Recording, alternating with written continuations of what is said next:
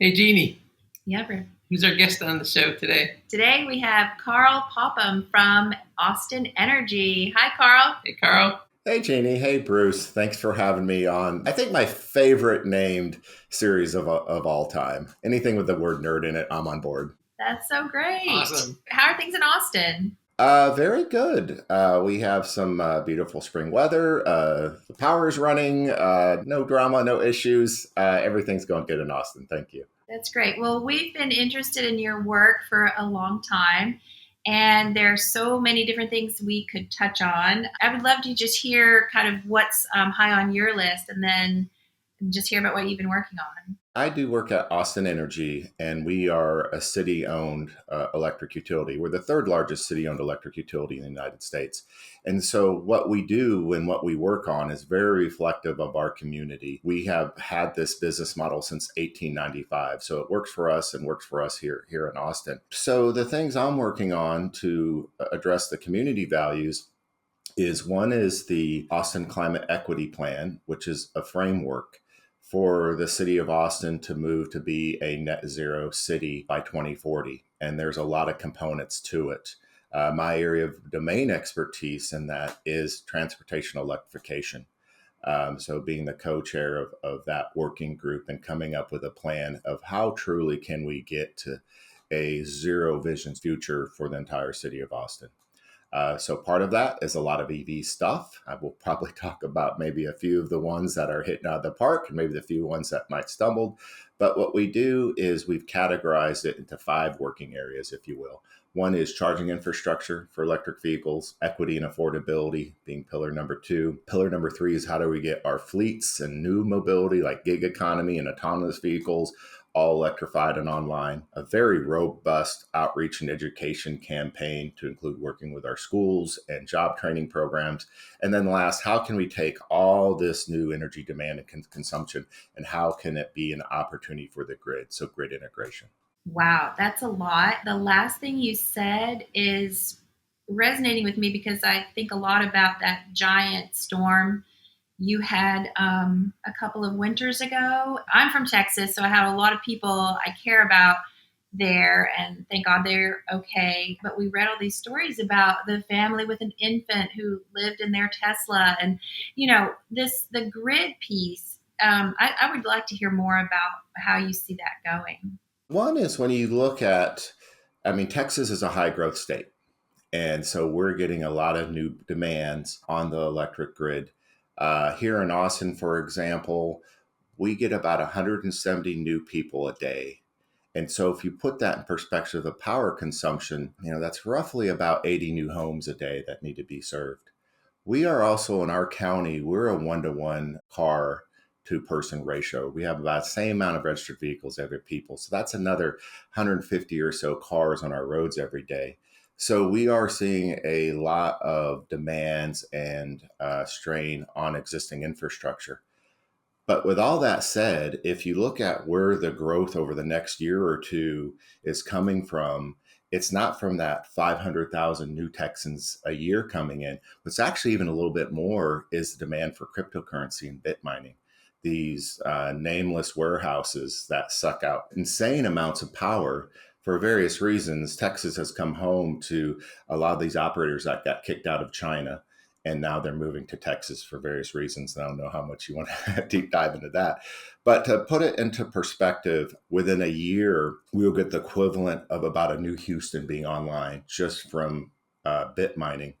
The previous ERCOT chief said he had enough requests from bit mining in the funnel to represent 2.5 New York cities. And I don't think you need to be an electrical engineer. Once your unit of measurement is in New York City, that's a phenomenal amount of power. So, and then third, and a very distant third, is what does 150,000, maybe 50,000 EVs brings to the table in the Texas grid? It's just a small part of the pie. So when I first hear about, well, how can we, work with the grid is, well, let's look at where's the demand coming from? It's not EVs right now. EVs is important and EVs has an amazing trajectory and we're doing a lot of work. But first we got to kind of put it into context. And the other thing, what I would say about EVs is there's something very unique about the grid load of EVs or just the EVs in general, it comes with an amazing amount of storage, of energy storage. And so we, as people who work in the grid at utilities and grid operators, that is ultimately potentially the holy grail on more renewables, more reliability, more affordability by having this ubiquitous energy storage in people's homes, garage, businesses with fleets, etc. Just to put it into perspective, the most popular vehicle in Texas is the Ford F-150 Lightning. We see amazing potential with that. A typical Ford 150 Lightning is about 130 to 150 kilowatt hours of energy storage. That is about 12 Tesla Powerwalls. And by the way, that Ford F-150 Lightning is a lower cost than the 12 Powerwalls, but it also has wheels and some other things. So having that amount of power that can power your home for days and days comfortably during an outage in a vehicle to home application, as well as having outlets on that vehicle. And also, there's no tailpipe. What's not reported a lot during Storm Uri is deaths and injuries related to carbon monoxide poisoning. Desperate people were getting in their garages and in their cars. There's a doctor who's in charge of a center here who just called it the biggest carbon monoxide catastrophe event, ever, because of people being desperate. Well, EV doesn't have a tailpipe. There's no NOx emissions coming out of tailpipe. So you can safely, worst case scenario, warm your car and your Tesla, power your phone, stay warm. And on those battery packs, you can do it for days and days and not reliant on this internal combustion engine spitting NOx out of a tailpipe to try to do the same thing, even at its most basic level. That's really hopeful. And I know Texans love their trucks. I had no idea the F-150 had that much battery power. I'm very excited about the platform, but we're seeing that as the new normal. When EVs first were really, this current generation EVs were first launching back in 2011, 2012, when I started this job, the ranges were like 80 miles, 100 miles. You look at the Nissan Leaf. The new normal is 250 to 300 miles is the new normal. So I think it really just reflects a lot more opportunity and I would say capabilities. You have kind of gone over a number of things going on in Austin and different areas that you work on. Can you tell us more about the kind of historical arc? Like, how did you've been doing this a long time? How did you start out? What were the first steps, and would you recommend them to other cities? Yeah, I have been doing it a while. As Jeannie and I were talking about quite a few years, we had the opportunity to meet at a conference in Boston, and where I was nerding out in all things EV. But my personal EV journey starts back in 2011. I had already been at the utility for several years, focusing on information technology, to include being the interim chief information officer. But mostly my job there was running a project management office to bring in new technology to modernize the grid. So we had a roadmap called Smart Grid 1.0 and 2.0. But there was this new team being formed, and they were calling it Electric Vehicles and Emerging Technologies.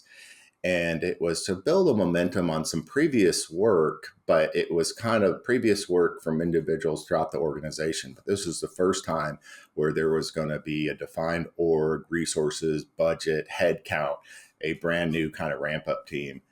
And I knew I really wanted that job. That just sounded real. I liked the clean slate of it. I liked that no one had done it before in that capacity, and that you were going to get a chance to build up the team. So that's how I kind of stumbled on it. And fortunately, the hiring manager did select me for that job. I'll be grateful, always grateful for that. And I think coming in without really a set of expectation, frankly, just personally helped me a lot, because what it allowed us to do is this, and maybe some of that culture can carry on in other teams moving forward, is I think when you're dealing with a lot of innovation, and EV still has a lot of innovation to it, our culture and mindset was more like a small startup venture embedded in a 2,400 person utility. We were the startup embedded, a pretty well-funded startup too. And so when we first launched, we thought in terms of market share, because that's what startups do. If you start day one with how we're going to make money on this post here and this charging port here, and let's get the lawyers involved and let's get the rate case on day one, you're not going to innovate anything, by the way. it really is, we took a tact is, what are the barriers that our community faces in adopting EVs? And let's not think about our traditional lanes. Let's think about anything and everything we can do to help remove those barriers. And as a spunky startup, the other thing I would say that was very helpful to us in our thinking is the most important thing you can do starting up, I would say any team, but even more so in an innovation team or electric vehicles, is who you hire. Everything we've done has been accomplished due to just an astounding team and a very diverse team with a lot of background and thinking. A lot of utility folks, when you hire a team, you want to hire a lot of people like you, a lot of electrical engineers, perchance, or a lot of what I call the chorus. People already think in that utility way. But I would challenge you is look throughout your ecosystem, and we hired a lot of people who had a lot of information expertise in a customer segment we were interested in. So they could bring that customer segment information to us and we can teach them the electrical stuff.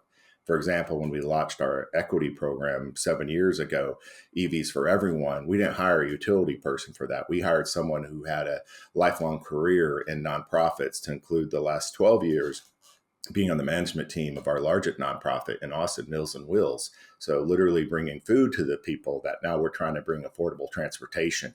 Let's have her train out really what the needs are and the issues are, and get out of the theoretical ecosystem or the engineering space ecosystem. This is cool, and more understanding the needs of the community we're trying to serve, and have them being a champion for us to better understand and kind of move us versus us moving someone else.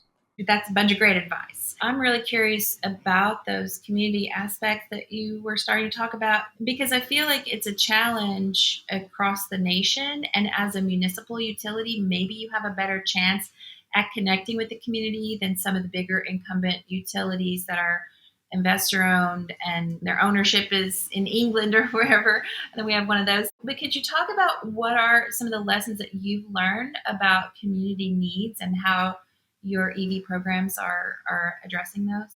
Certainly. One is, I do think we have a competitive advantage as a city owned utility. And maybe that's a weird thing to say, that a public power entity has an advantage to investor own. And before joining the city, I did 8 years in consulting on the private side. So I'm not knocking it at all. But seeing kind of both sides of that, I do think we have an advantage. And let me tell you why. Is how we're governed. Is we're governed by our city council and our community leaders. And so we have these aspirational goals and strategies, and then that gives us a license to work on projects and programs to invest in these aspirational goals as pilots, and let's see what we can do to scale. And then the things that stick, we kind of march with. So specifically in our equity program, two main umbrella programs. So we launched something called EVs for Everyone. That was originally seed funded by a nonprofit who seeded it for 12 months, and that ended up being a 7-year. Now it's just part of our O&M journey here. But even that program itself, we found some philanthropic funding, specifically the good folks at the 11th Hour Project. So shout out to our friends at the 11th Hour Project. And here's what we've learned. My advice in approaching an equity program is, any idea you have, and it's just your idea, is probably not a good idea. The best idea you can have for your community is you come up with some options, and then you engage the community, you engage a specific customer. Maybe for us, it's a affordable housing unit or our housing authority, HACA, or a nonprofit. And here's some things we're thinking about. How might these work? And they're going to tweak it. And at some point, they're going to start taking ownership and saying, well, we want this now. And then it's their idea. For example, well-intentioned things like bike lanes. Bike lanes is a great way for mobility and transportation. And a lot of historically underserved communities, they don't look at that infrastructure for them. A lot of times it's either ignored or it looks like a form of gentrification. And so there's very well-meaning people will just put bike lanes, and now people at low income, they can afford a bike. No, that's not how it works. So what we've tried to do is flip the switch on that. So we do have a program called the e-bikes for everyone as part of that program, and we have demonstration ride and drives. You get a free helmet. We partnered with our local transit authority and Austin Transportation. For $5, you get a year of access to electric bike share, and then also hook up everything from carriers and storage and cargo. So now they start having some light bulb moments of, this is something for me. This is something I can use. I know how I can use it and I can afford it. And then they look at that bike lane from their house to their grocery store as a real avenue of getting around versus this is for the rich folks coming into my neighborhood. So I would say take a very tentative stance where I take that microscopic lesson learned. I'm going to apply it to a national discussion. I've seen very smart people talk about all the billions of dollars of coming into infrastructure and the percentage amount that's going to serve historically underserved and census data. Well, we know where poor folks live, so we're going to put all this fast charging in these rural communities or poor communities. And it kind of drives me nuts a little bit. In Texas, especially a rural community in Texas, at best it will get ignored. Although typically what happens when you put new stuff, it'll get shot at. And that is fact. That is not hyperbole. I've talked to other utility folks who even just put new sensors or other infrastructure on poles, and it's going to get shot at if they don't know if it's for them or whatnot. And putting DC fast is I'm calling those provisions or that thought process is it's always going to be offline. That stuff's not going to work, whether vandalized or other issues. So some of the language that I recommended to put into the grant applications is to be a successful receiver of that money, you need a letter of recommendation from the community you're saying you're trying to serve and have it be their idea. We want it at our property and here's what we have. And we have this program just to explain what it means to them. And then go ahead and put that infrastructure there. But seeing national campaigns where they're just going to pick the poorest census tracts in the U.S. and we're going to mandate DC fast charging station, we're going to pop it there, and that's how we're going to be equitable. I just find as not a well-intentioned, but with a lot of unintended consequences outcome. Who is writing those grant applications? If you were to bring federal dollars to Texas, I don't know if I'm going off on a tangent here, but I'm really interested in, these property owners may want some of this infrastructure, but are there nonprofits that will partner with them? Or in Austin city limits, is it Austin Energy that's applying for the grant dollars to put in some of the, obviously it's not rural if it's within Austin, but I'm really curious, how do you see that money flowing? If it does have a lot of challenges that come with it. So personally, I've worked on 14 grants and been a principal investigator on more than half of those. So very aware of how to write a successful grant and how to manage it. And I've done grants with U.S. Department of Energy. I've done grants with State of Texas, and I've led grants, philanthropic grants as well. And they all have different amount of overhead and rules with them. If I were to just give general advice to folks out there, the federal grants are the most cumbersome, just the way they're written, especially if the federal grant has what they call a substantial involvement clause. So that's the top tier, most hands-on. And that was what we did a project called Austin Shine. So that's like the highest tier.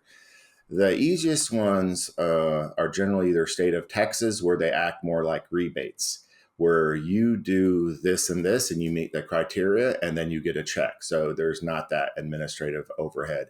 I also say our philanthropic grant was extremely low overhead, but philanthropic grants, it really depends. There's a big difference to what organization you can grant from and how much their grant costs. So me lumping philanthropic in one, there's a big difference between 11th Hour and Vulcan, for example. So what I would say is this, there's a lot of partners who are willing to do that with you.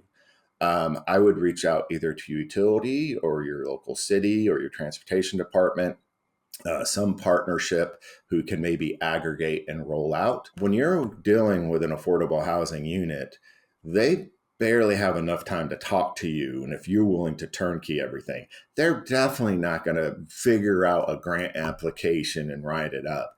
You have to have that turnkey ready to go. And so what we are typically able to do is we're able to double up a very generous Austin Energy rebate, which a lot of times can cover 50% of infrastructure right out of the gate. And then if the grant can cover the other 45%, that might be only 5% left for the host. So that was an approach we did. For example, EVs for Schools would put infrastructure and curriculum originally started in 4 Title I schools. It's now at 165 in Central Texas. Is that same approach, but the formula got down to 1% for the school to be able to roll it out, because due to partners, AE rebates, and grants, we were to figure out 99 cents on the dollar to just make it ready to go. And that's why it's been so successful. So part of it is that's your homework as working with a community that you have to do and have turnkey ready to go. We're doing that a bit now with our local school district for bus electrification and working with transit authority of how they can, help navigate that ecosystem, if you will. And sometimes from a utility perspective, it's as straightforward as just letters of recommendation and pointing in the right direction. Sometimes it might be helping writing them, and now you're their partner and they're the lead. So there's a lot of different ways you can approach grant funding. It doesn't have to be you and your team always in charge. Sometimes it's just giving the information, the push, and letters of support and a supporting role to someone else wanting to accomplish that. Wow, that's the highest incentive I've ever heard of, and I love it. And it's going to schools, and I don't know, that's just awesome. I mean, Austin's doing a lot of interesting things, and because on the cutting edge in a lot of ways on clean energy and good policy. And I'm wondering, just in general, what advice you'd have for other cities, like if they have a net zero plan or an aspiration around electric vehicles or energy justice. I mean, what would you recommend? Certainly. My colleagues in cities and utilities as well. Yeah, I mean, I have the opportunity. I work for a utility, but I'm also a city employee. And so I see through both lenses. Without a doubt, the number one thing you should always start with is outreach and education.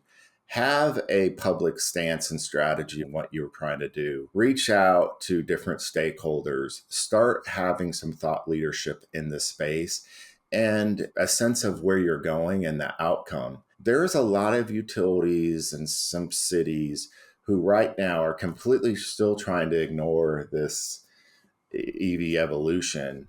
And I would say to them is there's a lot of decisions being made about your business model right now. And you're either going to be at the table or on the table. So if you want to be at the table, start demonstrating some leadership now and some thought process so you can be part of that conversation. If not, you're always going to be in reactionary mode. You're going to find out stuff as it passed your local utility commission or governing board or council, whatever, and then you're surprised and, okay, I guess we should work on it. I feel like in a lot of ways, you've missed on a lot of opportunities if you're coming in at the tail end. Now you're having to react to something. So without a doubt, start there. We created the 5 EV pillar strategy. It took us several years to get to that pillar as a way just to manage our portfolio, as a way to make sure we had a wide portfolio that we're covering all the kind of main barriers or areas, and then some targeted depth in each one. So then it's about kind of organizing.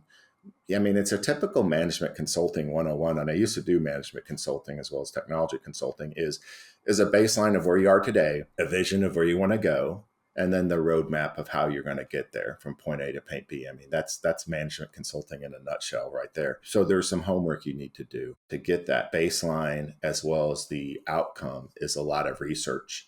Then you start looking at resources and a portfolio strategy that can go ahead and address this. So Karl, I heard that after all these years of good work at Austin Energy, you're going to be moving on to your next thing. So this is a chance for you to talk about your next thing, or you can unload about your frustrations about the last decade of work. And what was the most frustrating experience for you there that you want to complain about? Or what are you most looking forward to? Oh, the exit interview. Come on, Bruce. I'm smarter than that. It was all rainbows and unicorns and good times. This is also the point where I plug myself. So even though I do have some vacation planned up, I will be coming back in the industry in some aspect. So if one of your listeners is hiring, yeah, keep me in mind.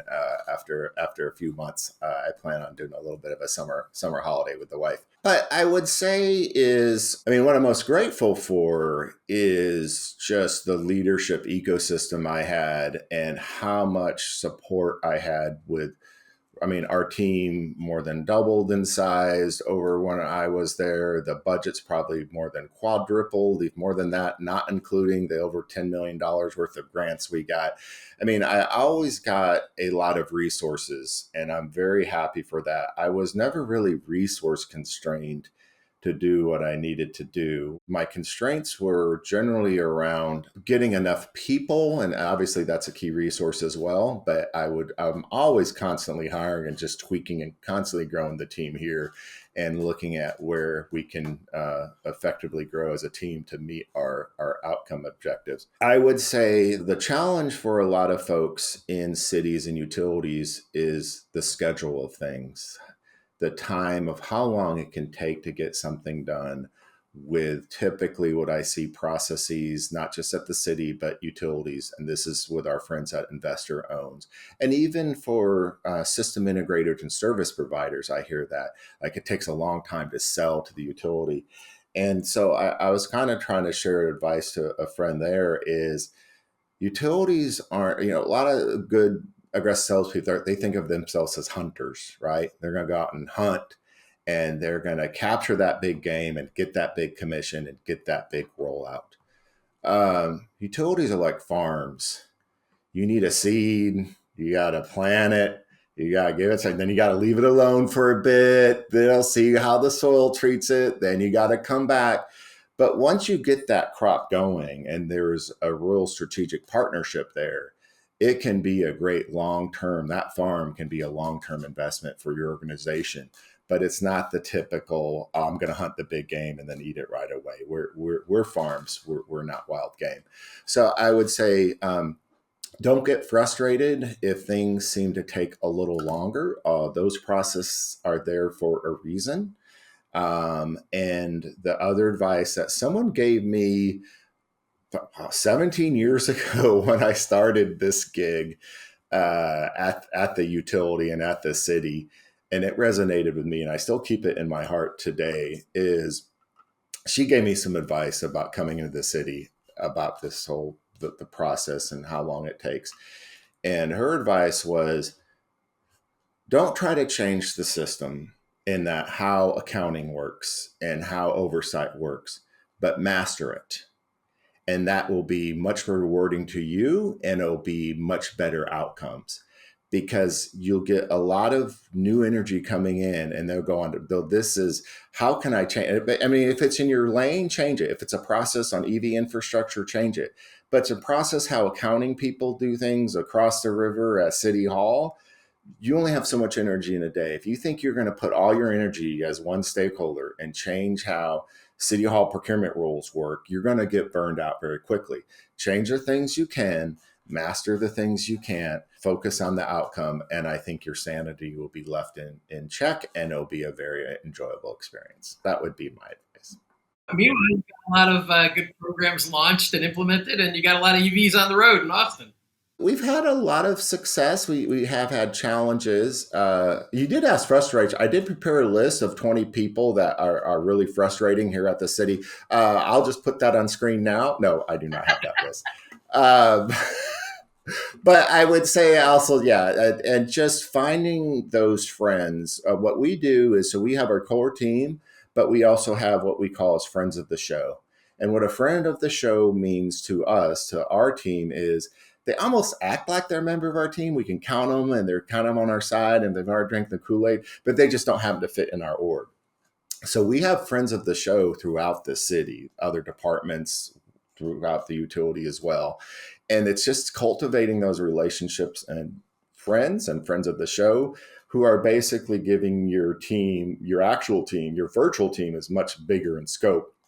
is you have all this domain knowledge throughout your organization, but throughout your larger ecosystem. So cultivate those friendships and friend the show, because EVs, something big like transportation electrification, it takes a village. It needs a lot of friends. Yeah, you're not going to be able to do it all. And so finding those people, that also find people that you enjoy working with. Life's too short to, work with annoying or negative people. So find people that you enjoy working with, that are also kind of have something they bring to the table, and some win-win relationships. There is my advice for people coming into it now. There's a lot of wisdom there, Karl. Thanks for that, and thanks for being on the Energy Nerd Show. Thank you for having me. It's been a lot of fun, and we'll hope to see you again soon. I appreciate it. Bye.